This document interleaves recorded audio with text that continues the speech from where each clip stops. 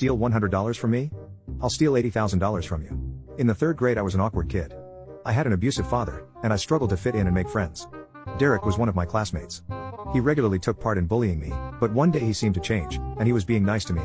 After being deprived of kindness or attention so regularly, I fell for it. He hung out with me during recess when I was usually alone. We laughed and talked about girls we like. He even apologized for being a jerk to me. Turns out the only reason he was nice to me was because I had brought a very popular, expensive Batman action figure to school with me to pass the time. I saved my allowance and mowed lawns for 2 months to buy that toy. Everyone wanted one. By the end of the day he asked me if he could lend the action figure. Like the naive, socially inept kid I was, I trusted him with it. The deal was to return it the following morning. I went home happy, and completely fooled. I didn't suspect a thing. The following day he completely ignored me. When I tried to talk to him he acted like I was crazy.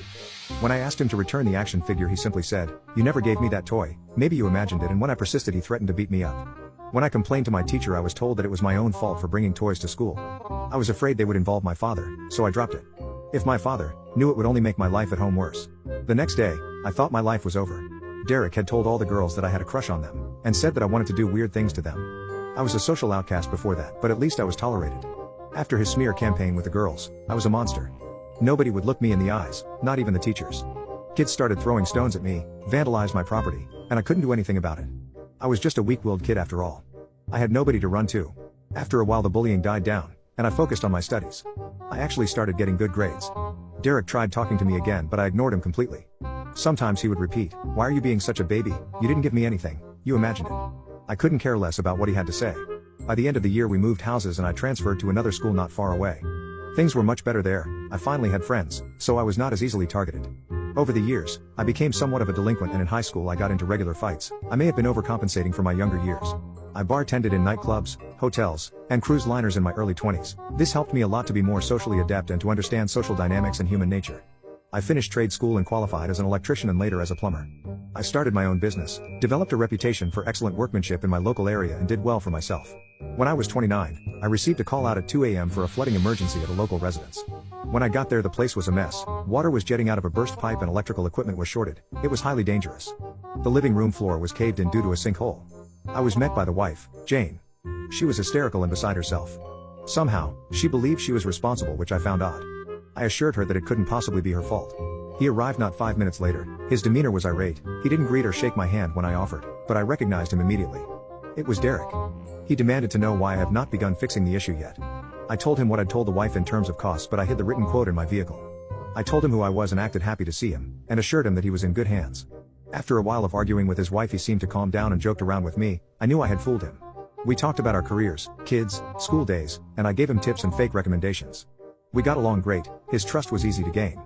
He must have thought of me as a complete sucker. I assured him that he was in good hands and this would be fixed in no time.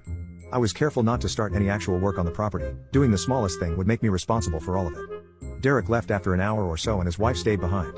I started my revenge.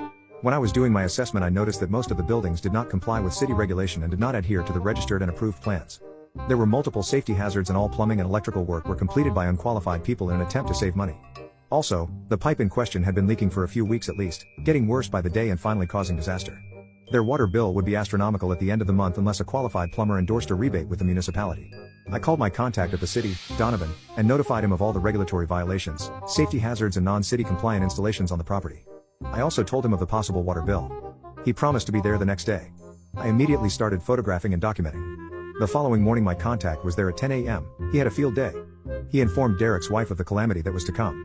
They would be forced to tear down all the building additions, remove all the uncertified plumbing and wiring installations, have the plans reapproved, and start from scratch.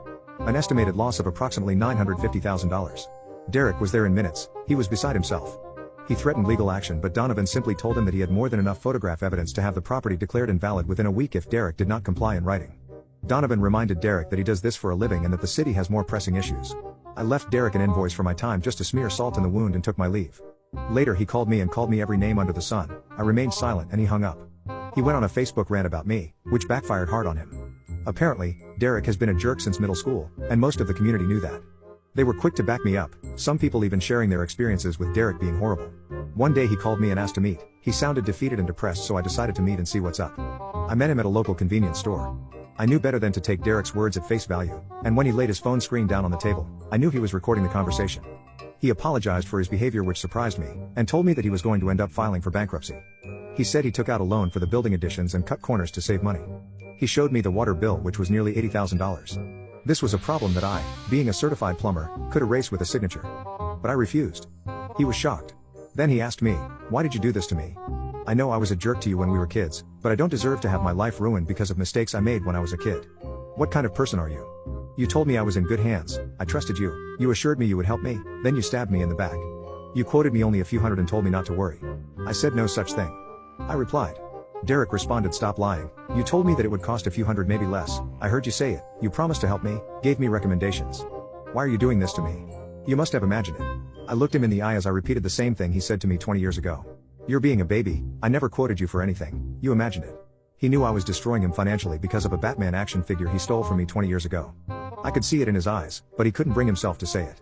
His expression was a mixture of astonishment and disgust. I looked him dead in the eyes for a few seconds, then got up and left. I slept like a baby that night, and had a goofy smile all week after. He tried calling a few times, but sent him a text stating that further harassment will be met with legal action. Derek, if you ever hear this, just know the look of despair on your face when you realize why you were being ruined was delicious. The only thing I feel sorry about is that your wife is stuck with a deadbeat like you. If she's smart, she'll leave you and your crappy lifestyle behind. Was that $100 Batman figure really worth $80,000?